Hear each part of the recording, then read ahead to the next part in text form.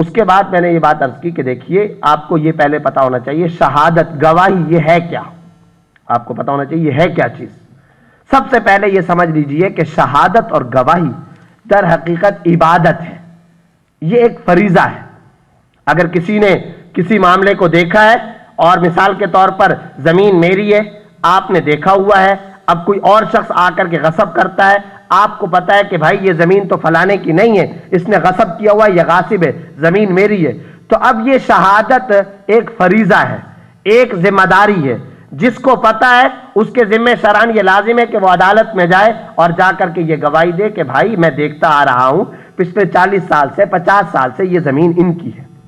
تو شہادت بنیادی طور پر ہے کیا؟ ایک ذمہ داری ہے اور ایک عبادت ہے۔ تو میں نے عرض کیا کہ دیکھیے صورتحال یہ ہے کہ جتنی بھی عبادتیں ہیں، جتنی عبادتیں ہیں، ان تمام عبادتوں کے اندر اللہ تعالیٰ نے عورت کے ساتھ ایک رعایت کا معاملہ کیا ہے، ایک رخصت کا معاملہ کیا ہے۔ وہ کس طرح؟ وہ اس طرح کہ آپ کو پتا ہے کہ نماز ایک عبادت ہے نا، نماز ایک عبادت۔ اس نماز کے بارے میں اللہ تعالیٰ نے عورتوں کے ساتھ رعایت کا معاملہ کیا ہے۔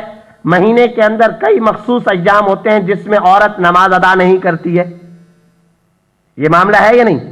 پھر دوسرے نمبر پر آ جائیے روزہ کا، تو روزے کی صورتحال کیا ہے؟ روزے کے اندر بھی عورت کے ساتھ آدھا معاملہ ہے، کئی ایام ایسے ہوتے ہیں جس میں عورت روزہ نہیں رکھا کرتی ہے۔ تو روزہ ایک فریضہ ہے اور ایک عبادت ہے، اس میں رعایت کا اور کمی کا معاملہ کیا گیا ہے۔ اس کے بعد آ جائیے زکوٰۃ کی طرف۔ زکوٰۃ کے اندر بھی عورت کے ساتھ آدھا اور رخصت کا اور کنسیشن اور رعایت کا معاملہ کیا گیا ہے۔ وہ کس طرح؟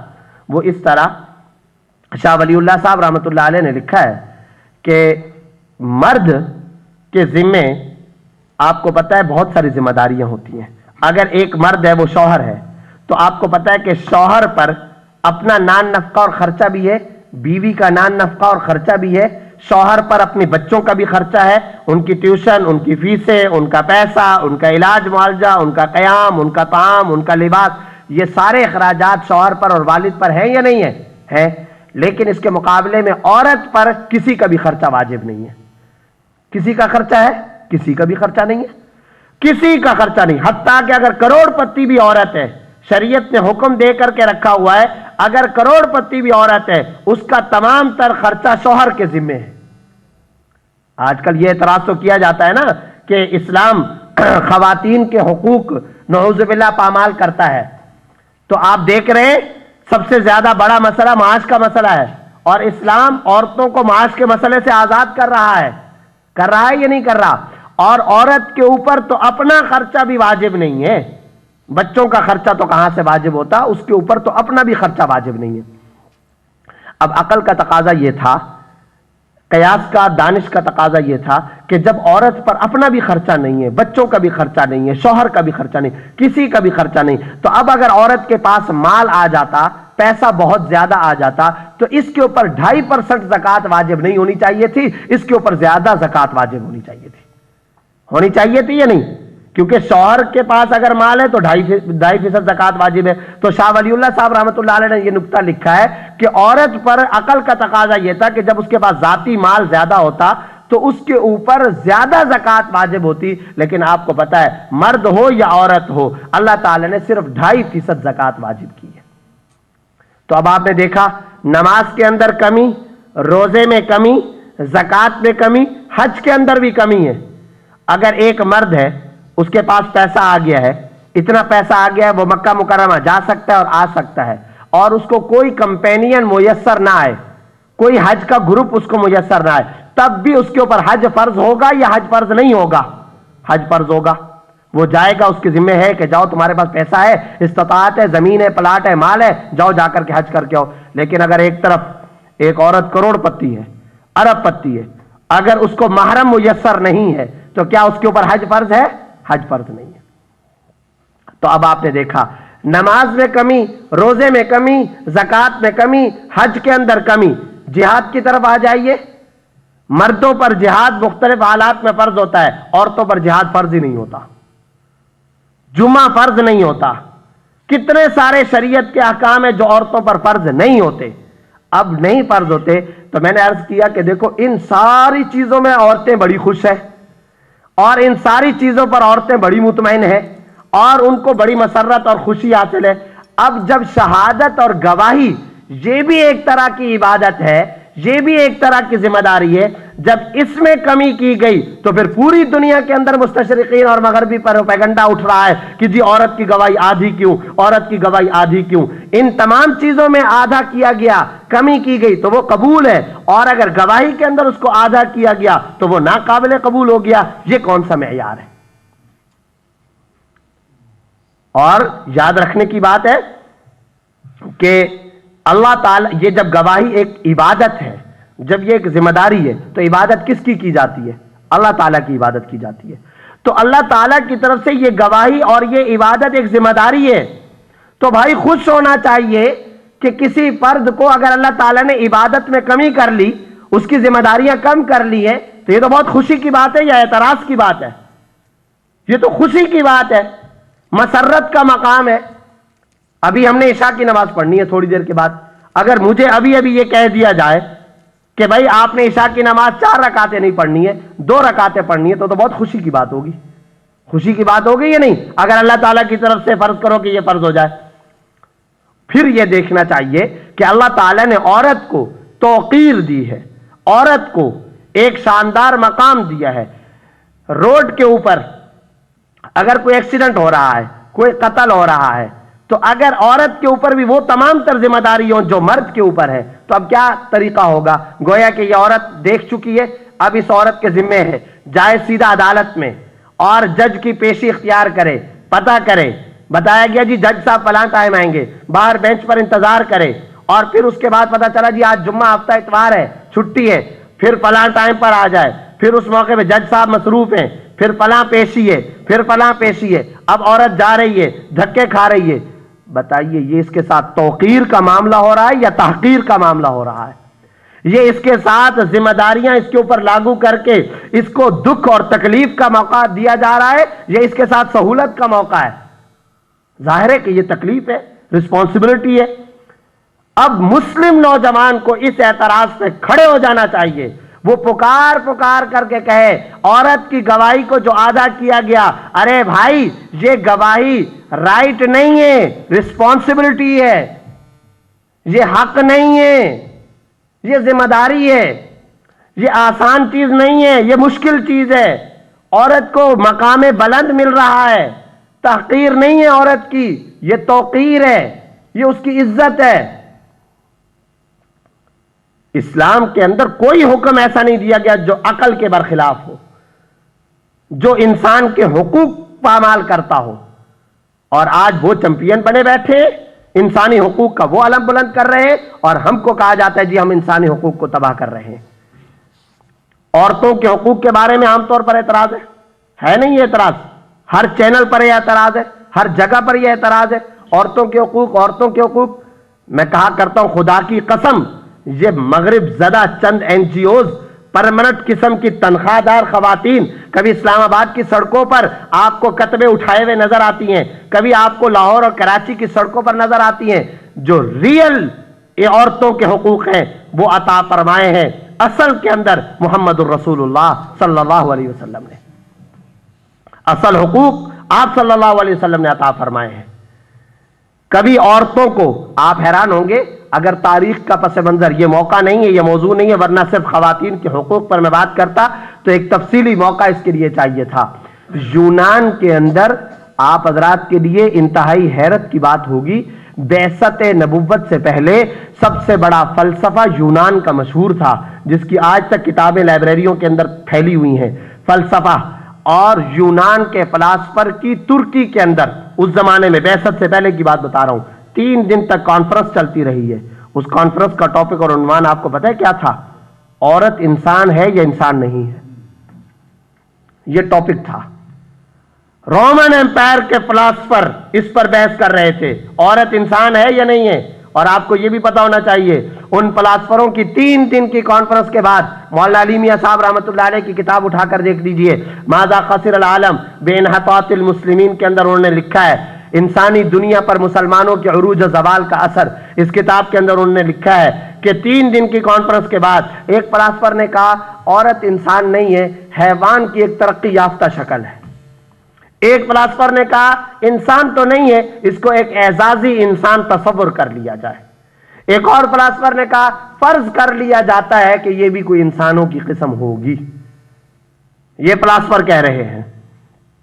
नबी अकरम सरवर दो आलम सल्लल्लाहु अलैहि वसल्लम की बेअसत से पहले जब खवातीन के मखसूस अय्याम होते थे, उनको उनका सगा बेटा उठा करके जंगल के अंदर खजूर के दरख्त की छालों के साथ बांध दिया करता था। कभी उनको गारों में डाल दिया जाता था। उनके लगे हुए हाथ लगा हुआ कपड़ा इस्तेमाल नहीं किया जाता था और उनके हाथ के पकाया हुआ खाना इस्तेमाल करना हराम समझा जाता था। अब सुनिए, तशरीफ लाते हैं हजरत मोहम्मद रसूलुल्लाह सल्लल्लाहु अलैहि वसल्लम। आप सल्लल्लाहु अलैहि वसल्लम ने क्या इरशाद फरमाया? कुरान करीम की आयतें उठा करके देख लीजिए। आप सल्लल्लाहु अलैहि वसल्लम ने इरशाद फरमाया, जब किसी के घर के अंदर बच्ची पैदा हो जाए तो समझ लो कि उसके घर के अंदर रहमत का दरवाजा खुल गया है। फिर इरशाद फरमाया, जिसके घर में 2 बेटियां होंगी, फिर फरमाया कि जब वो 2 बेटियों को अच्छा नाम रखेगा, उनकी तरबियत करेगा, मुनासिब वक़्त आने पर उनके रिश्ते कर देगा। फरमाया व अशारा इला इस्बाई कहातैन, इन 2 उंगलियों का इशारा फरमाया, मेरी उम्मती को जाकर बता दो वो शख्स और मैं जन्नत के अंदर ऐसे होंगे जैसे उंगलियों के ये 2 इशारे।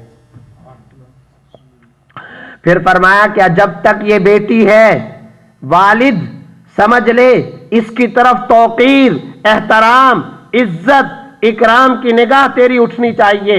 जब तक ये बतौर बेटी के तेरे पास है, इसके तमाम तर अखराजात वालिद के जिम्मे हैं। जब ये बीवी बन करके किसी शौहर के पास जाएगी, उसके तमाम तर अखराजात शौहर के जिम्मे हैं। जब ये अगर इसका शौहर फौत हो जाता है और इसके शौहर के इंतकाल के बाद अगर इसका जवान बेटा है तो इसके जवान बेटे के जिम्मे है अपनी मां के तमाम तर अखराजात बर्दाश्त करे। और फिर फरमाया अगर मां मौजूद नहीं है और ये बूढ़ी हो चुकी है तो मैं मोहम्मद सल्लल्लाहु अलैहि वसल्लम आर्डर जारी कर रहा हूं, कानून फिक़ह जारी कर रहा हूं, बैतुल माल से उस खातून के लिए वजीफा जारी किया जाएगा। इंसान के लिए सबसे बड़ा मसला मुआश का मसला होता है। खवातीन को अल्लाह ने यह मकाम बुलंद अता फरमाया कि जिंदगी में कोई मरहला ऐसा नहीं आता जिस मरहले पर उसको माश या पैसे या रोजगार की फिक्र और रोजगार की तलाश हो। जिंदगी में कभी ऐसा मौका नहीं अल्लाह ताला ने औरत को दिया है। हजरत सैयदना फारूक आजम रजी अल्लाह ताला जिनकी शहादत का मैं तज़किरा कर रहा था, शहादत से 1 साल पहले जब आखिरी हज फरमाया था हजरत उमर रजी अल्लाह ताला अन्हु ने, तो तमाम आमिलों और गवर्नरों को जमा फरमाया था और आमिलों और गवर्नरों को जमा करके सैयदना फारूक आजम रजी अल्लाह ताला ने खुतबा दिया था। किताबुल खराज के अंदर काजी अबू यूसुफ रहमतुल्लाह अलैह ने वो खुतबा नकल किया है। हजरत फारूक आजम रजी अल्लाह ताला ने इरशाद फरमाया, मेरे तमाम गवर्नरों एक बात तवज्जो के साथ सुन लो, अगर मैं अगले साल जिंदा रहा, अगर अगले साल मैं जिंदा रहा तो मैं अपनी ममलकत का पैदल दौरा करूंगा। लोगों ने पूछा, आमिलों ने पूछा, अमीरुल मोमिनीन आप अपनी ममलकत का पैदल दौरा करके क्या काम करेंगे? फरमाया कि उमर अगर अगले साल जिंदा रहा तो अपनी ममलकत का पैदल दौरा करेगा इस मकसद के लिए कि मैं एक एक गली के अंदर एक एक बेवा औरत के दरवाजे पर और घर पर जाकर के दस्तक दूंगा और उनसे जाकर के पूछूंगा तुम्हारे शौहरों का इंतकाल कब हुआ है और तुम्हारे शौहरों के इंतकाल के बाद तुम्हारी गुजर बसर किस तरह से हुआ करती है, और फिर उनकी जरूरत के मुताबिक मदीना में अपने दारुल हुकूमत और अपने बैतुल माल से उन तमाम खवातीन के लिए बाकायदा वजीफा जारी करूंगा। आज भी फ्रांस के अंदर उमर लाज के नाम से पार्लियामेंट के अंदर हजरत फारूक आजम के कवानीन जेर बहस आते हैं।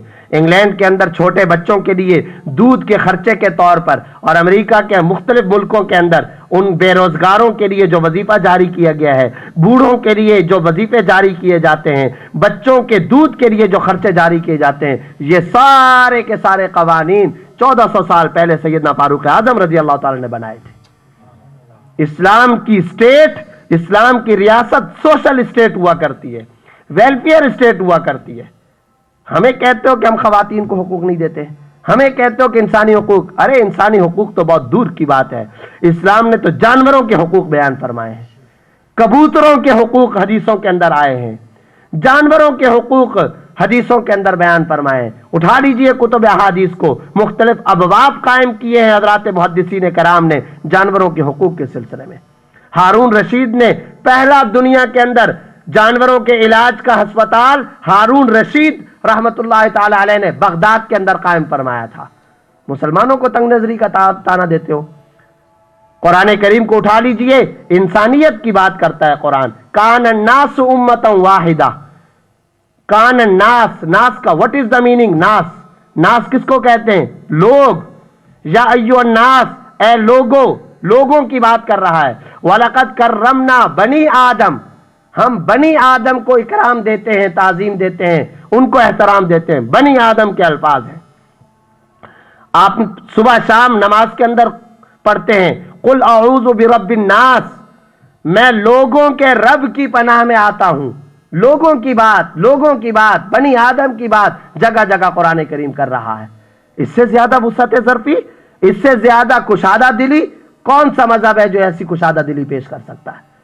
اس لیے میں، اب موقع نہیں ہے، خواتین کے بارے میں کہا جاتا ہے کہ جی ان کو ہم آزادی دیتے ہیں۔ کون سی آزادی آپ نے دی ہے؟ ایئر ہوسٹس بن جائے اور قہر آلود لوگوں کی نظریں اس کے اوپر پڑتی رہیں اور اس کے اوپر اس عفت مآب ماں بہن بیٹی پر لوگوں کی بدترین نگاہیں پڑتی رہیں، اس کو آزادی کہتے ہیں؟ دور سے ایک آدمی اشارہ کر کے انگلی کے ساتھ بلائے، ادھر آؤ، آ کر کے تکیہ اٹھاؤ اور یہ تکیہ میرے پیروں کے نیچے رکھو، اس کو کہا گیا یہ آزادی ہے۔ اس کو کہا گیا آزادی ہے۔ میں تھوک پھینکنا چاہتا ہوں، ٹیشو لے کر کے آؤ، اس کو کہا گیا کہ یہ آزادی ہے۔ اور اسی خاتون کو اسلام کہتا ہے گھر کی ملکہ بناؤ، اس طرح سے گھر کی ملکہ بناؤ کہ اس کی تمام ضروریات وہاں پر پوری کرو، اس کو معاش کی ضرورت ہی پیش نہ آئے۔ اس کو کہا گیا یہ تنگ دلی ہے، اس کو کہا گیا یہ پسماندگی ہے۔ یہ کیا کس طرح کے معیارات ہیں؟ اس لیے کوئی ڈیفینسو پوزیشن پر آنے کی ضرورت نہیں ہے، کوئی آپ کو معذرت خواہانہ رویہ اختیار کرنے کی ضرورت نہیں ہے۔ آج کا نوجوان چونکہ خود داعی نہیں ہے، اس لیے لوگ اس کو دعوت دے رہے ہیں، کوئی کدھر کھینچ کر جا رہا ہے، کوئی کدھر کھینچ کر جا رہا ہے۔ آج کا نوجوان مؤثر نہیں ہے، اس لیے ہر ایک چیز سے متاثر ہوتا پھر رہا ہے۔ آج کا نوجوان خود شکاری نہیں ہے، لوگوں کو چاہیے تھا کہ آپ شکار کرتے، ان کو لے کر کے آتے اسلام کے اس نظام کی طرف۔ آج کا نوجوان چونکہ خود شکاری نہیں ہے، لہذا ہر قوم کا یہ خود شکار بنتا رہتا ہے۔ انتہا درجے کے اطمینان کے ساتھ آگے بڑھیں اور اپنی اس نبوی تہذیب پہ فخر کریں، فخر کریں اس نبوی تہذیب پہ۔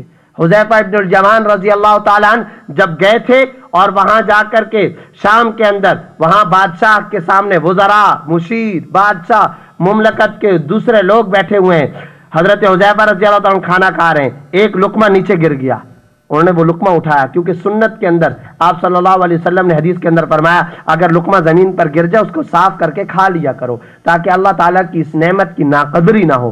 حضرت حذیفہ نے اس لقمے کو اٹھایا، کسی نے ان سے کہا کہ آپ یہ کیا کام کر رہے ہیں، لوگ کیا سمجھیں گے؟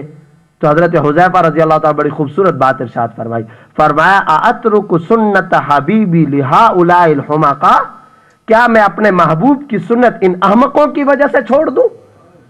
کیا ان احمقوں کی وجہ سے میں اپنے محبوب کی سنت کو چھوڑ دوں گا، ان کے طریقے کو چھوڑ دوں گا؟ کبھی میں شکل و صورت پر، کبھی میں اپنے لباس پر، کبھی اپنی رفتار و گفتار پہ میں سمجھوتا نہیں کروں گا، مغربی تہذیب کے مقابلے میں نبوی تہذیب کو ترجیح دوں گا، اسی کو فروغ دوں گا۔ اس لیے سب سے پہلے تو اس ایمان کو اختیار کیجئے جس کی تشکیل رسول اللہ صلی اللہ علیہ وسلم نے فرمائی تھی اور جس کے لیے صحابہ کرام پوری دنیا کے اندر گئے ہیں۔ حالات سے بلند ہو جائیے، مقام سے بلند ہو جائیے، ماحول سے اوپر اٹھ جائیے، جگہ اور سیزن سے اوپر اٹھ جائیے، دستور حیات کے طور پر اسلام کو لیجئے، ضابطۂ زندگی کے طور پر اسلام اور دین کو اختیار کیجئے، اپنی سیاست دین کے مطابق، معاشرت دین کے مطابق، معیشت دین کے مطابق، اپنی چال ڈھال، رفتار، گفتار اسلام اور نبی اکرم سرور دو عالم صلی اللہ علیہ وسلم کے مطابق اختیار کیجئے۔ سب سے پہلی بات تو یہی ہے، آج کی نشست کا یہ پیغام ہے۔ دوسری بات، اسلام کے اوپر جتنے اعتراضات ہیں اس پر پی ایچ ڈی کیجئے، وہ 10 ہیں، وہ 20 ہیں، وہ 30 ہیں، وہ 40 ہیں۔ میں نے جیسا کہ مثال کے طور پہ چند اعتراضات آپ کے سامنے پیش کر دیے ہیں۔ آپ ان تمام اعتراضات کا علمی طور پر جائزہ لیں، اس کے لیے درس قرآن کا اہتمام کریں، اپنے علاقوں کے اندر مستند علماء کے ذریعے سے قرآن کریم کے فہم کو عام کریں، مستند اکابر علماء کی آپ تفاسیر کا مطالعہ کریں، مستند علماء کی صحبت کو اختیار کریں، اور ان اتھینٹک علماء کی صحبت کو اختیار کر کے بارود بن جائیے، داعی بن جائیے، مؤثر بن کر کے پوری دنیا کے سامنے آئیے، اور پھر دین کی دعوت دیجئے۔ دیکھیے اللہ تعالیٰ کس طرح آپ کا حامی اور ناصر ہوگا۔ اللہ تعالیٰ ہم سب کو دین کا صحیح فہم عطا فرمائے۔ اور آخر میں ایک گزارش اور، صرف سنے نہیں، بہت سن لیا، بہت زیادہ سن لیا، اب عمل کرنے کی بھی ضرورت ہے، اور اس کی بھی ضرورت ہے کہ اب اس کا ایک ایک لفظ جو سنا ہے جا کر کے نوجوانوں کے اندر پھیلائیں، اس کے مذاکرے کریں، ٹیبل ٹاک پر بیٹھ کر کے اس کا اہتمام کریں، نوجوانوں کی ذہن سازی کریں۔ آپ 5 ہیں، 10 ہیں، 20 ہیں، 40 ہیں، چراغ سے چراغ جلتا ہے، ایک ایک بات جا کر کے آپ داعی بنے، امین ہیں اس کے، فَلْيُبَلِّغِ الشَّاهِدُ الْغَائِبِ، حاضر اپنے غائبین تک پہنچائے، اور پھر ہر دینی نظریے پر سیسا پلائی ہوئی دیوار بن جائیں، چاہے وہ ڈاکٹر عافیہ کا معاملہ ہو، چاہے وہ توہین رسالت کا معاملہ ہو، چاہے وہ توہین قرآن کا معاملہ ہو، جس قسم کا معاملہ ہو، اس پر آپ اطمینان کے ساتھ آگے بڑھیے، ذہن سازی کر کے امت کو اس کے لیے تیار کریں کہ حضرت محمد صلی اللہ علیہ وسلم کی امت کا اس وقت سب سے زیادہ بنیادی تقاضا یہی ہے۔ اللہ تعالی ہم سب کو عمل کرنے کی توفیق عطا فرمائے۔ وآخر دعوانا ان الحمدللہ رب العالمین۔ اگر ہم یہ قرآن کسی پہاڑ پر اتارتے تو ضرور تو اسے دیکھتا جھکا ہوا، پاش پاش ہوتا ہوا اللہ کے خوف سے۔